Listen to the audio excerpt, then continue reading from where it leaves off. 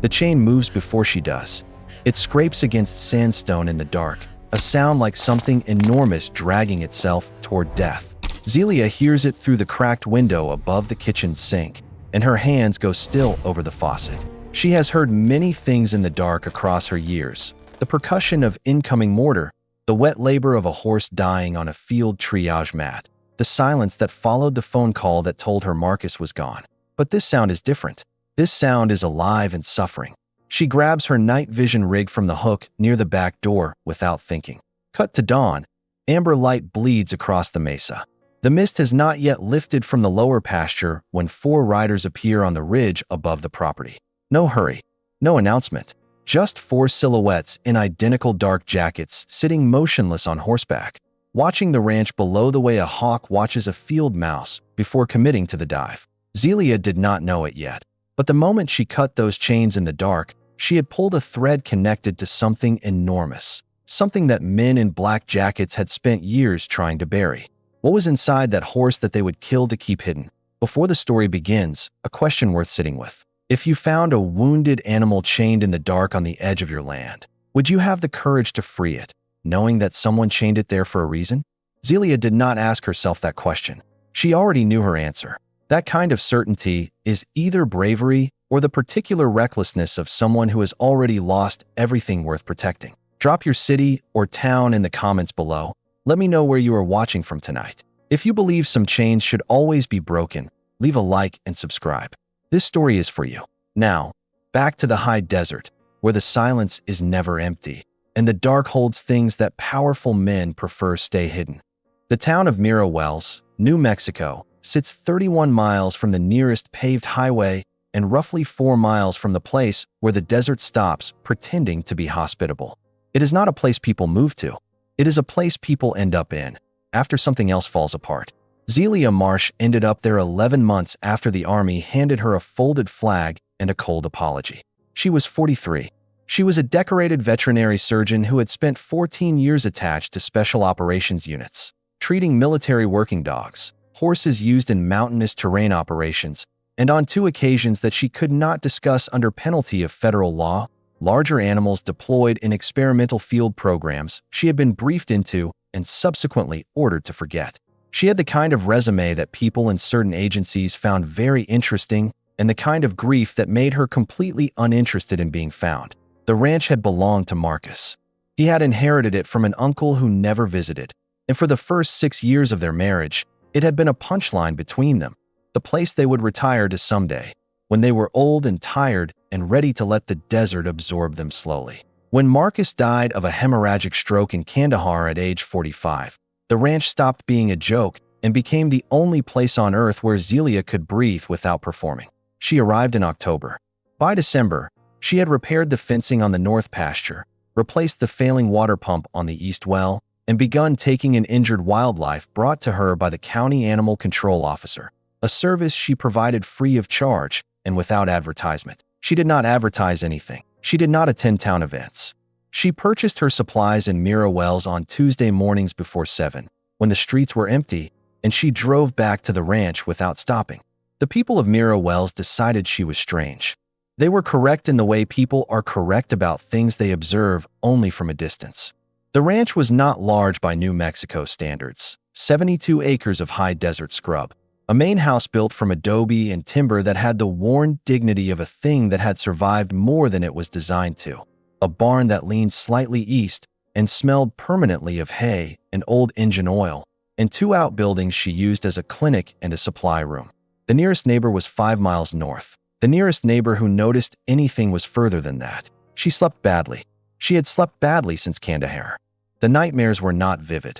They were the quiet kind, the kind where nothing dramatic happens, where she simply stands in a familiar room and understands, in the total way of dreams, that everyone she loves has already left. She would surface from those dreams at 2 or 3 in the morning, sit at the kitchen table with a cup of tea she never finished, and listen to the desert. The desert at night in November is not silent. Wind moves through the scrub oak in long, dry exhalations.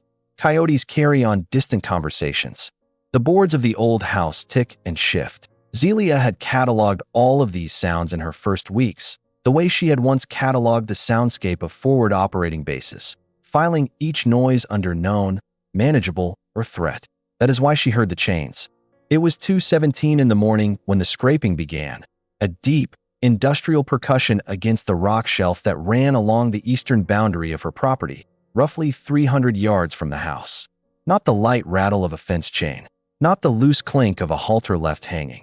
This was something heavy, something moving under duress. She did not hesitate. She pulled on her boots at the door, took the night vision monocular from the hook, pocketed her folding knife out of habit, and moved into the dark. The monocular turned the world to green shadows. She moved along the eastern fence line without a light, stepping over rocks with the practiced economy of someone who had once moved through far more dangerous terrain without making sound. Her breath made small clouds in the cold air. She found him at the base of the rock shelf, 30 feet inside her property line, where someone had cut the fence wire and folded it back. He was enormous. A black Spanish Mustang stallion, 17 hands at least, with the kind of bone structure that spoke of generations of hard country. His coat was lathered with dried sweat, and his nostrils were working in the shallow, rapid way of an animal operating at the edge of its reserves.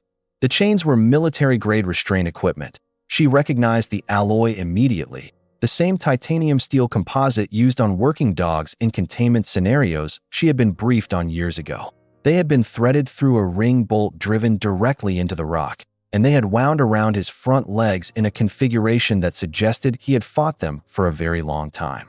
The cuts on his legs were not accidental. The edges of the chain links had torn through skin and muscle with a methodical thoroughness that told her the restraint had been deliberately over-tightened. This was not a capture. This was a punishment or a parking job. She stood still for a full 30 seconds, letting him hear her breathe, letting him register that she was not moving toward him. She watched his ears. They swiveled toward her once, twice, then held, not pinned back in aggression, but forward, uncertain, reading her. She spoke to him in the voice she had once used in field clinics when an animal was too far gone in pain to respond to anything else. Low, rhythmic, matter of fact. Not soothing, not sweet, just present. She took the bolt cutters from the supply hook on her belt. She had grabbed them without registering why, the way the body sometimes knows things before the mind admits to them, and she went to work. The first chain released with a sound like a gunshot in the cold air. The stallion shuddered but did not bolt. The second took 3 passes of the cutters. The third was wound so deeply into the tissue around his right foreleg that she had to work slowly, millimeter by millimeter, one hand on his flank the entire time, reading his pain in the tension of his muscles the way a musician reads a score. When the last chain fell, he did not run. He stood and trembled, head low, and Zelia ran her hands along each leg with clinical focus, assessing the damage. Deep lacerations, significant swelling, no fractures she could feel. She looped her jacket around his neck, not to restrain him, but to give him something warm and human-scented to orient to, and she walked him slowly toward the barn. He followed. She did not sleep that night. She spent the remaining hours before dawn cleaning and packing his wounds, setting for fluids, running a preliminary exam with the portable ultrasound she kept for exactly the kind of emergency that she had told herself would never happen again. She named him Midnight. It felt like the only honest name. She did not yet know what she had brought into her barn, but by the time the first gray light touched the eastern mesa, her riders were already moving. The sun came up the way it always did over the Chihuahuan desert, without ceremony, a slow burn that turned the scrub from gray to copper before anything else happened. Zelia had her back to the eastern window when the light changed. She was bent over Midnight's right foreleg, applying a final wrap of medical gauze, and she noticed the light shift on the barn wall without looking up. She had been awake for 26 hours. She felt it in the specific way she had learned to feel exhaustion in the field, not as heaviness, but as a kind of hyperclarity, a sharpness behind the eyes that mistook itself for alertness and was actually the last useful thing before a hard crash. She knew the window she had left before she would need to sleep, and she calculated it the way she calculated supply margins, carefully. Midnight was calmer. Not calm. A horse that has been chained by strangers to a rock in the dark does not achieve calm in 6 hours, but the violence of his earlier trembling had settled into something more like watchfulness. He tracked her movements without anxiety. When she rose to retrieve fresh gauze from the cabinet, He turned his head to follow her and waited without fidgeting. She noticed this without commenting on it, the way she had learned not to comment on things that didn't fit the expected pattern until she had enough data to understand them. She had just secured the last wrap when she heard the horses. Not the sound of her own horses in the far paddock. She had two mares, elderly and unflappable, who greeted every morning with the same equine indifference. This was different, for distinct sets of hoofbeats on the packed dirt road that curved up from the highway to the ranch gate, moving at a controlled pace. Deliberate, coordinated. She went to the barn door and looked out. They were already inside the gate. For riders. For horses. All dark, well-conditioned animals that moved with the particular smoothness of horses that are worked regularly and fed well. The riders wore matching dark jackets with no visible insignia, tactical trousers tucked into riding boots, and they carried themselves with the upright posture of people who had received formal instruction in bearing. Not ranch hands, not federal park rangers. The kind of posture you learned at Quantico or Fort Bragg or somewhere like that, if you paid attention. The lead rider stopped 20 yards from the barn door. The other three fanned out without being told, one to the left flank, two to the right, covering angles. Tactical spread. She clocked it and felt her pulse do a single sharp tick upward before she brought it back down. The lead rider removed his sunglasses. He was in his early 50s, lean in the way of someone who maintains fitness as a professional obligation rather than a personal one. A jaw that looked like it had been drawn by someone who did not believe in softness. Light gray eyes that performed a fast, comprehensive inventory of the barn and everything in front of it. Vance. That was the name he gave her. Just the one name. He told her they were with a federal wildlife management division she had never heard of, a branch name that sounded plausible the way a very good forgery looks real, right up until you know what to look for. He used the correct vocabulary: infectious vector control, unauthorized fauna displacement, Class 3 quarantine protocol. He spoke with the smoothness of someone who had delivered this script before, who was not particularly concerned about whether she believed it, only whether she would comply. A dangerous black stallion, he said, carrying a suspected hemorrhagic pathogen, escaped 2 nights ago from a wildlife research facility in the San Andres Mountains. They were tracking it by microchip signal, and the trail had brought them to the edge of her property. He asked to inspect her barn. Zelia leaned against the door frame and looked at him the way she had once looked at field commanders who expected her compliance and had not earned it. The rifles were wrong. She had clocked them in the first 10 seconds. Not tranquilizer equipment. The barrel profiles on the weapons secured to 2 of the riders were suppressed assault configurations. She recognized the suppressor threads and the stock geometry.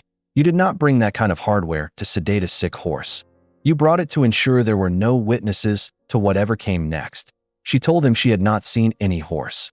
She told him she had been in the house all night. She told him if he wanted to come onto her property for an official search, he could come back with the paperwork from a federal judge, and she would have her attorney on the phone when he did. The silence that followed lasted approximately 4 seconds, long enough for her to understand that he was recalibrating. Vance put his sunglasses back on. He smiled, and it was the smile of a man who had decided that this particular obstacle was temporary. He said he was sorry to have bothered her. He told her that if she saw anything unusual, any large dark horse in the surrounding area, she should contact the number on the card he placed on the fence post. For her safety. He let that phrase sit for a moment. For your safety.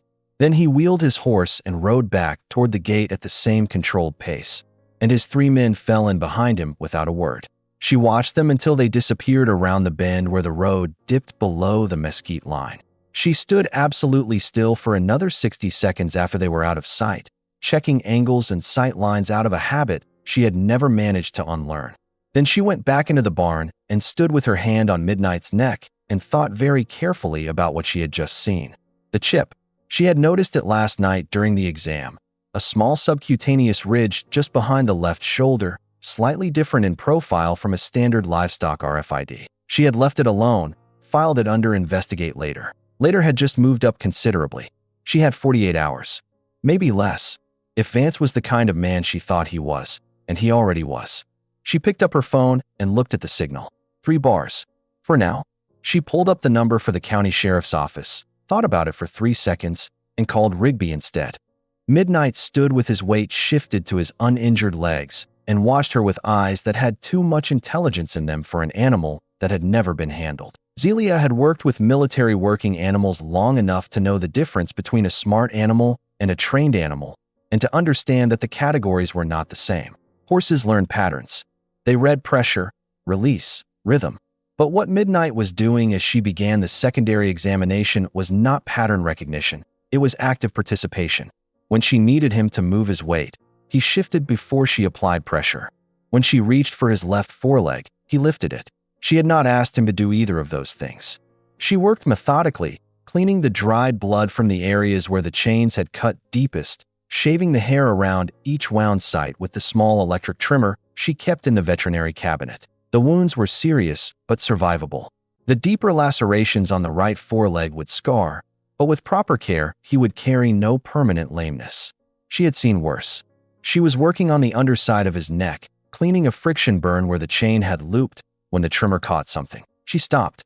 Under the crest of the mane, almost entirely hidden by the thick black hair, there was a pattern she had missed in the dark examination. She moved the mane aside and looked. A tattoo, not ink, laser etched into the skin with a precision that no livestock operation possessed. A series of alphanumeric coordinates in 2 rows. 11 characters. The format was not GPS standard. She photographed it with her phone before she did anything else. Then she went to the shoulder and probed the subcutaneous ridge she had noted the night before. The chip was not the livestock-grade RFID used by the USDA to track commercial horses. It was titanium-cased and larger, roughly the size of a small USB drive, with a profile that reminded her of the next-generation biometric units she had seen in classified briefings during her last year with special operations. The kind that didn't just store ID data, the kind that stored other things. She stood very still, her hand resting on Midnight's neck. Midnight turned his head and looked at her directly with one dark eye. She raised her right hand, palm out, fingers spread, a tactical halt signal she had not used consciously in 11 months. Midnight stopped moving and held himself utterly still. She dropped her hand. He relaxed. She raised 2 fingers. His ears lifted. She pointed to the floor 2 feet in front of him. He stepped forward and placed both front hooves on the spot she indicated. Her mouth had gone dry. The commands were from a specific program. She knew because she had written part of the behavioral protocol herself 6 years ago as a consulting veterinarian for a classified project run out of a facility in southern New Mexico. She had never been cleared to visit directly. She had contributed the equine component of the behavioral conditioning curriculum, worked with the project's animal trainers for 8 weeks over a 2-year period, and then been informed the program had been discontinued. She had believed it. She had wanted to believe it. The project was called Iron Gate. Its stated purpose was the development of equine agents for high-value intelligence delivery, animals that could carry encrypted data across terrain inaccessible to drones or ground vehicles, trained to respond to handler commands, but also to operate on conditioned behavioral protocols in the absence of a handler. Horses that could function, in a limited sense, as autonomous couriers. She had been told it was discontinued in 2019 because of ethical concerns and cost projections. She looked at the chip in Midnight's shoulder and understood that she had been lied to. The coordinates on his neck. She pulled up the satellite map on her phone and entered them. The location resolved to a point in the San Andres Mountains, 41 miles northeast of her ranch. It sat inside the boundary of a parcel she had seen before, on a county property listing she had looked at idly during a drive past the mountains the previous spring. The parcel was listed as belonging to a private agricultural holding company. She knew how that worked. She had signed enough non-disclosure agreements in her life to know exactly how that worked. The chip needed to be read. She did not have the equipment to read a classified-grade chip on her ranch, but she knew someone who might have access to people who did. Midnight nudged her shoulder with his nose. Not aggressive, not restless. A check-in. The same gesture she had seen trained dogs make toward handlers when they completed a task behavior and were awaiting the next one. She pressed her palm flat against his jaw for a moment. What had those men done to you, she thought? And what are you carrying that they want back so badly? The answer to the second question had just become considerably more interesting. She left the barn and went back to the house to call Rigby. Sheriff Dale Rigby had known the Marsh family since before Zelia was born. He had served 2 tours in Vietnam, come home with a limp he never talked about and a deliberateness in his movements that people around Mira Wells mistook for age, and spent the 40 years since building the kind of credibility that exists only in places small enough to remember what a man actually does when things get hard. He was 68 years old. He had been re-elected 6 consecutive times without opposition. He arrived at the ranch in his personal truck, not the cruiser, 40 minutes after Zelia called. She had not explained anything on the phone. She had said only, "I need you to see something." He had heard something in her voice that made him drive the speed limit instead of slower. She met him at the barn door and showed him everything without preamble. The wounds, the chains she had stacked against the wall, the chip location on Midnight's shoulder, the photograph of the laser tattoo, and the coordinate data on her phone. She told him about Vance and his 3 men. She described the weapons. Rigby listened without interrupting. He walked a slow circle around Midnight, who tracked him with calm attention, and he bent close to examine the tattoo without touching it. He had a pair of reading glasses he put on for that, and he looked like a man who was trying to solve a math problem he had not been told was a math problem. When she was done, he straightened up and took his glasses off and cleaned them on his shirt front. He asked her if she had a copy of the data from the chip. She told him she could not read the chip with her equipment, that she had the tattoo coordinates and the physical description of the casing, but nothing more. He looked at her for a moment with an expression she had not seen from him before, not fear exactly, but the near-adjacent thing, the recognition that a situation was larger than it had appeared at a first look. He told her about Blackfield Solutions. The company had established a presence in the San Andres corridor 3 years ago, operating under a federal contractor umbrella that gave them wide latitude over a 200,000-acre parcel classified as an agricultural reserve and off-grid research zone. The state legislature had granted them operational sovereignty in exchange for a figure that Rigby's source in Santa Fe described as, in her exact words, enough to retire on and then some. They did not answer to county authority. They did not answer to state law enforcement. Their federal oversight was routed through an agency committee that met in classified session. He had heard things. Rumors, mostly, the kind that drift through small towns near large secrets. Missing equipment from nearby military installations. Private contracting work that seemed to involve transportation of objects rather than data. A former Army intelligence officer from Albuquerque who had tried to file a complaint with the state attorney general about Blackfield and then quietly stopped pursuing it. Rigby had not dug into it, because a county sheriff digging into a federally protected private contractor without evidence was a man accelerating toward a cliff. He had evidence now. He pulled out his personal phone, not his department-issue phone, she noticed, and took photographs of everything. The chains, the coordinates, the wounds, the chip location. He sent them to a number she did not recognize, with a message she did not read. And then he put the phone away and told her he had a contact at the New Mexico Department of Public Safety, someone who had previously worked federal cases and was not affiliated with the contractor oversight structure. It would take time. He needed a few hours, maybe more, to establish whether they had enough for a legitimate inquiry. She told him about the time frame she had estimated. Vance was not a man who accepted a polite refusal and moved on. He was running a cleanup operation. The horse was a loose end. So was she now. Rigby was quiet for a moment. He said, "I called ahead before I left the house. Left a message with the state duty officer. Said I was conducting a welfare check at your property and expected to be here several hours. If I don't call back by 11 tonight, there's a protocol." She looked at him. He had not hesitated over that decision. He had made it before he drove over. She felt something loosen slightly in her chest. Not relief, not yet, but the acknowledgement that she was not alone in this anymore, which was its own distinct feeling. She started to say something, and the lights went out. Not a flicker, not a gradual failure. An instantaneous, total cut. Every electric light in the ranch house, the barn floods, the security light on the corner of the outbuilding, all of it gone in the same fraction of a second. The kind of simultaneous outage that did not happen because of a blown transformer. She pulled out her phone. The signal indicator was empty. No bars. The data icon spun once and died. In the barn, Midnight had gone absolutely still. Rigby said, very quietly, they jammed the cell. She was already moving toward the tack room, where she kept the equipment she had never been able to bring herself to get rid of. They had, she estimated, about 90 seconds before the perimeter breached. The tack room held things she had told herself were there for emergencies that would never happen. She had brought them from the last posting. A military-grade thermal scope, a set of earpieces, and a short-range encrypted radio set to a channel she still remembered by muscle memory, a signal mirror, and a box of emergency flares. She had added them to the shelf above the saddle racks without ceremony, told herself she was being paranoid, and left them there for 11 months without touching them. She touched them now. She pressed the radio into Rigby's hand and spoke low and fast. Channel 7.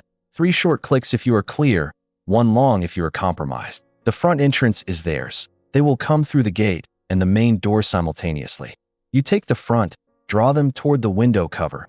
Do not engage unless I give you the signal. He looked at her with an expression that crossed between concern and something that might have been, in different circumstances, respect. He said, "You have been waiting for something like this." She didn't answer.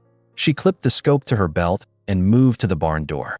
The desert night was cold and very quiet. Through the thermal scope, she could see them, 3 heat signatures moving along the eastern fence line in single file, spaced 15 meters apart, moving with the practiced efficiency of people who had done this many times before. A 4th signature was working the driveway approach on the west side, covering the main house entrance. 4 of them. Same 4. Vance would be hanging back, command position, probably on the ridge above the property where he could maintain visibility. She scanned the high ground and found him. A stationary heat bloom about 200 meters out, slightly elevated. Watching.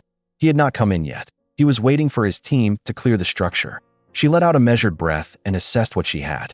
The barn was stone and timber, an irregular structure with 4 entry points, 2 of which were large enough for a mounted assault and 2 of which could be managed from inside. The outbuildings gave cover to the east approach, but not the north. The house itself was a liability at this point. Too many windows, no clean lines of sight from inside. She needed to funnel them. She needed midnight. She went to the Stallion and crouched in front of him, her hands on his face, and spoke to him in the specific cadence of the Iron Gate command protocol, the rhythm and patterning she had designed herself. Low, deliberate, evenly spaced.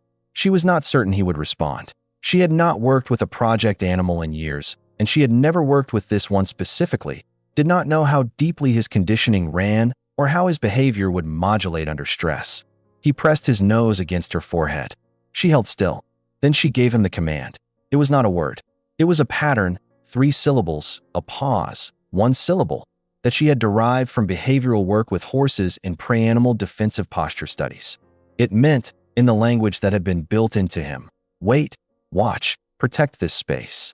He lifted his head, his ears oriented toward the east door. She moved to the west side of the barn, positioned behind the main interior post, and waited. The eastern door opened slowly, someone pushing it from outside with the careful pressure of a person expecting a tripwire. One of Vance's men came through in a low crouch, suppressed rifle raised, thermal optics on his helmet. He swept the barn in a tight pattern, cleared the near section, moved toward the stalls. He did not see Midnight until Midnight moved. The Stallion had been standing in the deep shadow behind the large hay storage partition, motionless as only a trained animal can be motionless, not braced for explosion, but folded into stillness the way water holds before it falls. He stepped out of the shadow without sound, and the man had approximately 2 seconds to register the 17-hand black horse standing directly in his path before Midnight's shoulder connected with him and drove him sideways into the post. The rifle skittered across the floor. The man went down hard and did not get up quickly. The second man came through the south door 6 seconds later, attracted by the sound. Zelia came off the post and hit him at the knee with the full force of her body weight, landing the angle she had been taught in Kabul and refined in 3 subsequent postings. He folded. She stripped the weapon from his hands and zip-tied his wrists to the stall ring before he had fully processed what had happened. In the front of the house, she heard Rigby's voice, loud, authoritative, the voice of a man who had done traffic stops in dangerous conditions for 40 years, announcing himself as county law enforcement and ordering the man at the main entrance to the ground. 1 short scuffle, a muffled impact, 3 short clicks on the radio. Clear. 1 down at the east door, incapacitated. 1 secured by Zelia. 1 subdued by Rigby at the house. That left Vance, alone on the ridge, watching his operation come apart. In the distance, very far away, barely audible through the silence of the desert, she heard the faint pulse of police light bars. Not close, but moving. She pressed the radio twice. A pause. Pressed it once more. Then she went to the center of the barn and stood in the open, because she knew that Vance had seen everything through his scope, and she knew that a man like Vance would come down himself rather than retreat. Not out of bravery. Out of the specific compulsion of a man who believed that one more decision, executed correctly, could still salvage a collapsing operation. She waited for him in the dark. He came on foot. She heard the controlled crunch of boots on dry ground through the open barn doors. Not the tactical silence of his earlier team, but a deliberate, purposeful stride that made no effort at concealment. The stride of a man who wanted her to know he was coming, who wanted that final walk to carry weight. Vance stepped through the main barn doors with his rifle raised and the quiet certainty of someone who had operated in these situations enough times that they had ceased to feel like emergencies.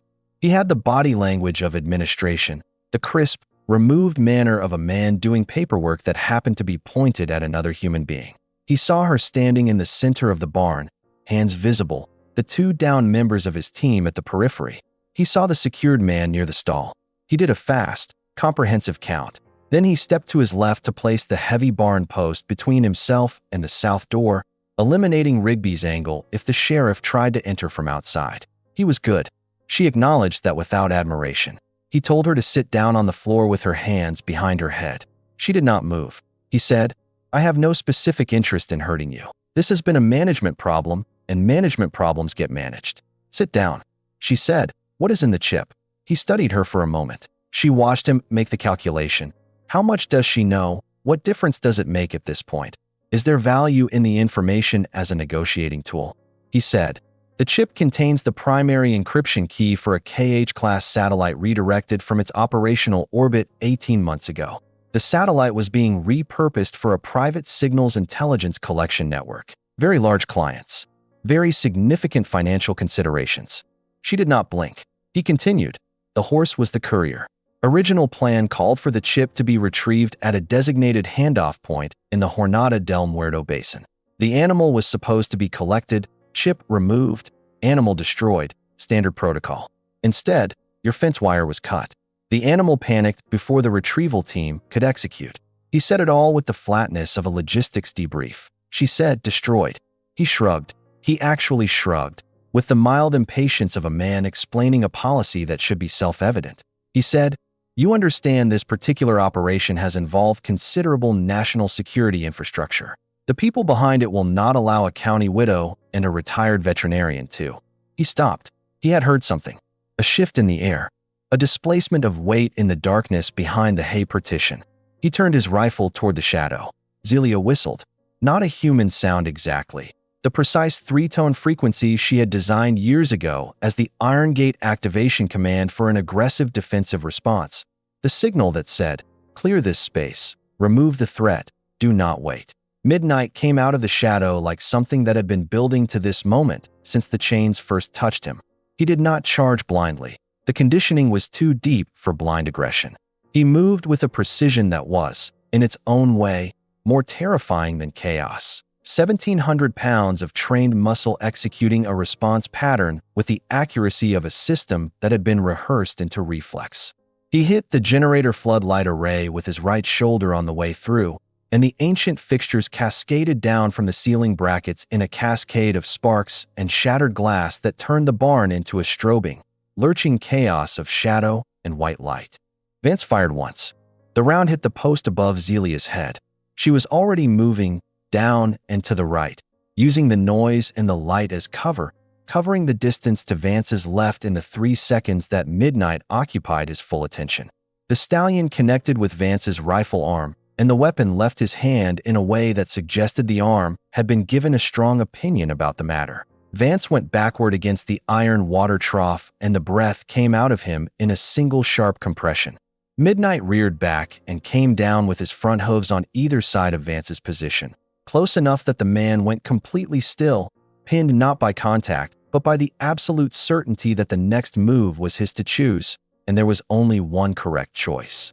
Zelia hit him with the emergency flare casing, the heavy aluminum cylinder she had grabbed from the supply shelf as she moved, in a controlled, deliberate strike to the side of the head. Not the killing blow she had been trained to deliver and had never used. The measured, incapacitating one. He went down. She stripped his weapons. She zip-tied his wrists to the water trough with the last remaining restraints from her kit. She checked his pulse, strong and even. Then she sat on the barn floor for about 15 seconds and breathed. Midnight stood over Vance's prone form with his ears forward, reading the barn. And then he turned and walked to Zelia and dropped his head against her shoulder with the weight of an animal that has done what it was asked and is ready to be still. The generator was dead. The lights were gone except for the cold blue pre-dawn through the open doors. From the driveway, she heard tires on packed dirt. 3 vehicles. The light bars were close now, rolling and pulsing in the pale morning dark. Rigby's voice came from outside. Zelia, state police are here. She pressed her forehead against Midnight's neck. Okay, she said. Okay. She was not sure which one of them she was talking to. The state police arrived in 3 vehicles at 4:53 in the morning, followed 17 minutes later by 2 FBI field agents from the Albuquerque field office who had been activated by Rigby's contact at the Department of Public Safety. By 6 o'clock, the ranch was operating as a temporary processing site, and Zelia had given her initial statement twice and drunk 3 cups of coffee that tasted like burned tin. Vance and his 3 men were in custody. The 2 incapacitated by midnight were transported to the county hospital with non-life-threatening injuries. The one Rigby had subdued at the main house door had a broken nose and a considerable grievance about the entire situation that he expressed at length and to no one who was interested. An FBI agent named Torres, younger than Zelia had expected, with the efficient manner of someone 3 years into a difficult career, handled the chip extraction. She used equipment from a kit that Zelia had never seen civilian law enforcement carry, which confirmed several of Zelia's working theories about how seriously the federal end of this had been taken before anyone had arrived at her barn.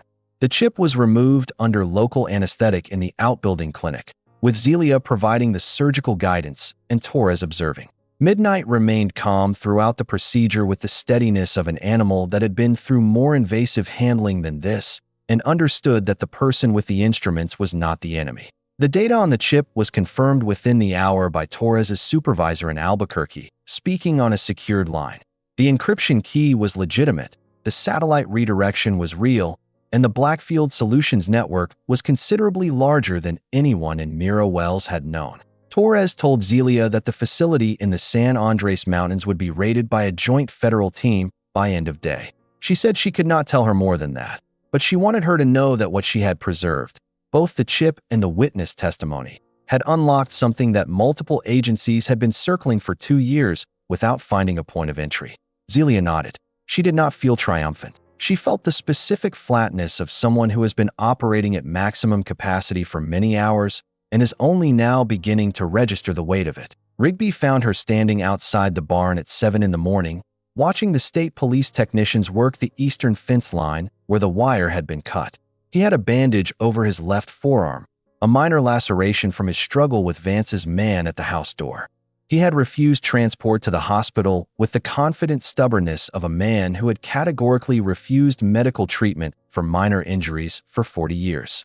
He stood next to her, and they watched the morning light move across the scrub for a while. He said, "You all right?" She thought about it honestly. She said, "I'll tell you in a week." He made a sound that might have been a laugh. He said, "That's the most honest thing you've said since I've known you." She looked at him sideways. He said, "For what it's worth, you gave me the best reason I've had in 6 years to actually do the job." She looked back at the fence line. The sun was fully up now. The desert had the open, clean quality it only had in the early morning, before the heat pressed everything flat.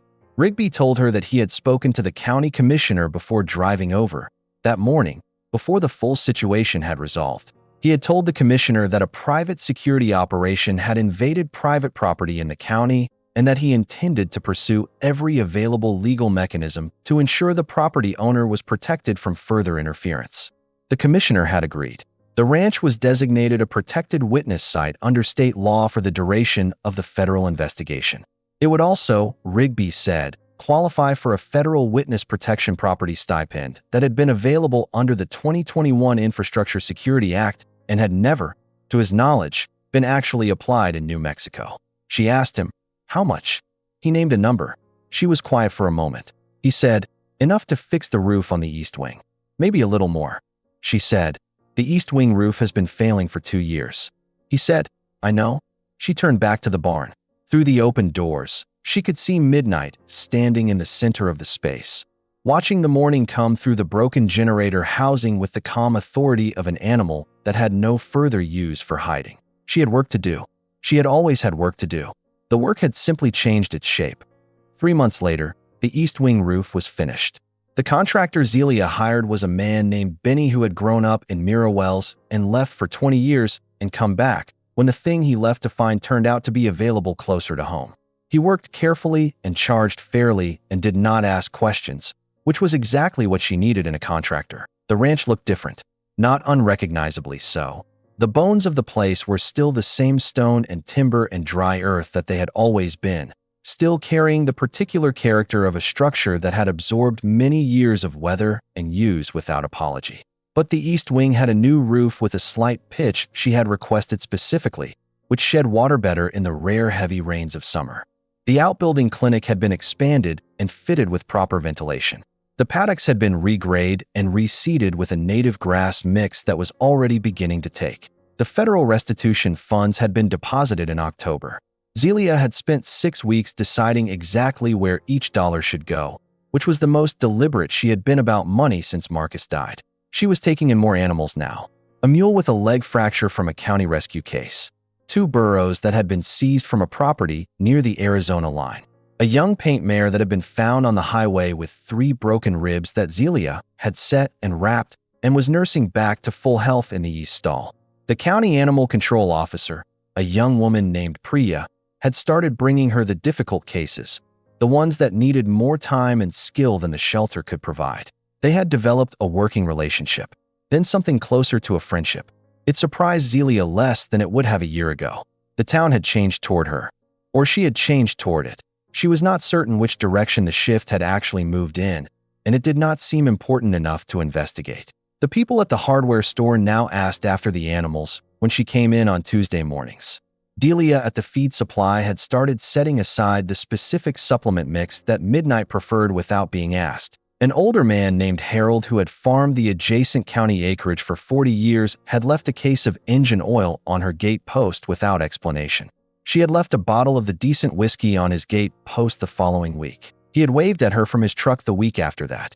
In the economy of small-town goodwill, this constituted a significant diplomatic exchange. She did not give interviews. The federal case had produced a considerable amount of media coverage. The Blackfield Solutions facility in the San Andres Mountains had turned out to be a node in a larger international intelligence contracting network, and the satellite redirection scheme had involved payments from 3 foreign intelligence services and 1 very large domestic financial institution that was currently the subject of a congressional inquiry. The news outlets had tried to find her for comment. She had nothing to say to any of them. She had given everything relevant to the FBI and the state DPS, and her testimony was part of the sealed federal proceeding, and everything else was none of the media's business. She told Torres as much when the agent called to check in during the 2nd month, and Torres had laughed and said that was exactly what she would have expected Zelia to say.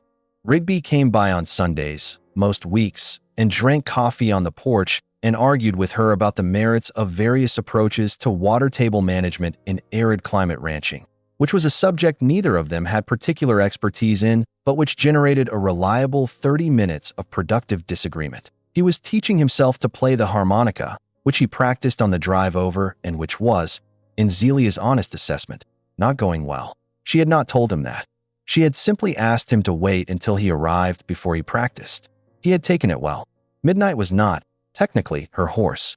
The federal government had formally claimed ownership of the animal during the initial processing period, citing his status as evidence in an active federal investigation and his classification as a product of a government-funded research program. Torres had communicated this to Zelia with the apologetic tone of someone delivering news they found distasteful.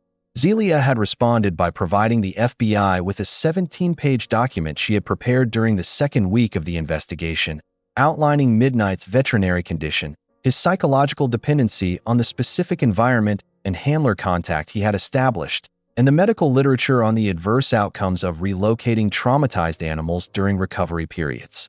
She had also noted, In a postscript she had written calmly and deleted twice before leaving in, that she had originally designed the behavioral conditioning protocols the horse had been trained on, and that as the originating trainer of record, she had certain professional and legal standing to advise on his care environment. The government had, after an 8-week review period, transferred Midnight's custody to Zelia under a permanent caretaker arrangement. The paperwork was 3 inches thick and required 3 signatures from people whose titles she did not recognize. She had signed all of it without reading the boilerplate and filed it in the drawer under the kitchen counter where she kept important documents she never needed to refer to again. He was her horse. The paperwork agreed. The evenings had gotten longer as November turned. Zelia sat on the porch in the cedar chair that had been Marcus's, the one she had never moved from its spot near the railing because moving it had always seemed like a decision rather than a fact. She had her coffee.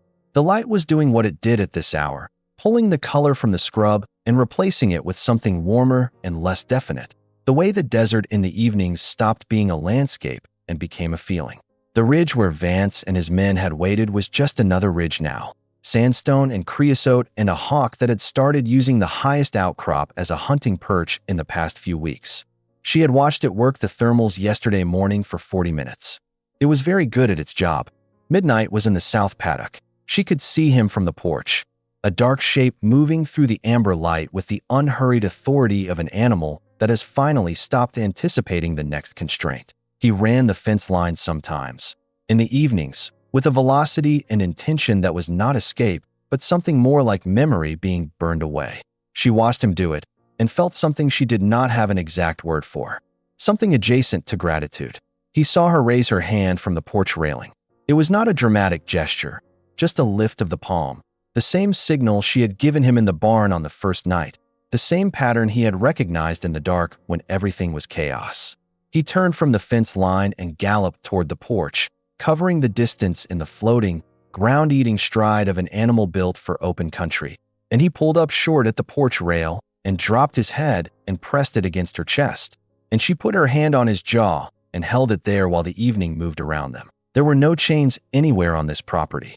There had not been for 3 months, and there would not be again. Some chains are placed to hold truth in place, to contain what powerful people cannot afford to have known, to keep a thing from moving toward the light. But the moment the right hands reach for the bolt cutters, the hands of someone who has already lost too much to be afraid of losing more, no mechanism designed by men can hold. Zelia looked out at the ridge where the hawk was still working the last light, and she thought about nothing in particular, which was not something she had been able to do for a very long time. Midnight breathed against her shoulder, warm and heavy and present. The desert settled into its evening quiet. If Zelia and Midnight's story moved something in you tonight, if you felt the weight of those chains and the weight of what it means to cut them, leave your like and subscribe to the channel. And drop your city in the comments. Somewhere out there, someone else is listening to the dark and deciding whether to walk toward it. This one is for them.